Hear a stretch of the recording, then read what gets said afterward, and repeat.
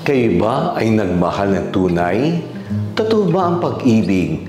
Ikaw ba ay nasaktan sa pag-ibig? Ako po si Padre Eric Arada mula sa Archdiocese ng Lipa at Corapaco sa parokya ng Santa Clara ng Assisi dito sa Barangay Santa Clara, lungsod ng Santo Tomas, Batangas. Magandang araw sa ating kalakbay, sa ating pananampalataya at patuloy ang pagninilay at paglaganap ng salita ng Diyos. Ngayon, inuutusan tayo ng Diyos na magmahalan tayo gaya ng pagmamahal niya sa atin. Para bang isang magulang ang ating Diyos. Nakikita niyang ang kanyang mga anak ay nag-away-away at nakakagalit.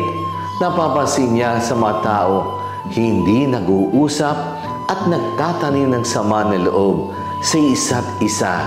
Sa ating lipunan, nababalot ang kasamaan dahil sa krimen na nangyayari at mga tao biktima ng pang-abuso ng kanyang kapwa-tao. Masasabi natin, wala ng pag-ibig sa ating mundo. Maring lagi tayo napapakinggan ang salitang pag-ibig at napaka-ordinaryo ng pag-usapan lalo na sa showbiz at social media.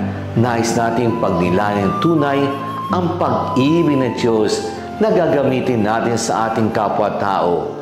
Diyos ay pag-ibig. Hindi pag-ibig sa mga ganito hilig sa pagkain, hilig sa maglaro ng basketball o gusto mamasyal at kumain ng hamburger, kundi sa tao malapit sa atin.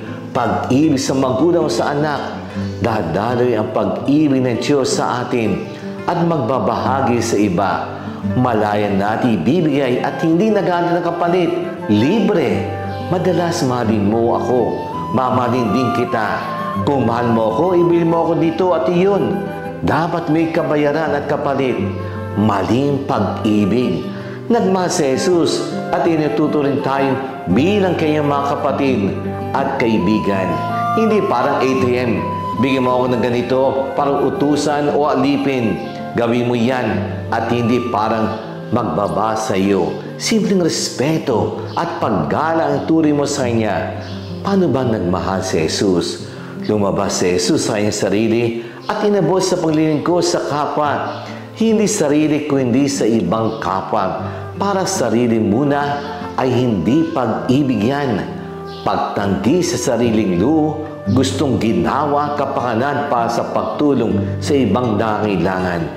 Ang pag-ibig bukas tayo sa ating sarili na pwede akong kahit anong oras, pwede akong gawin yan at pwede akong magbahagi.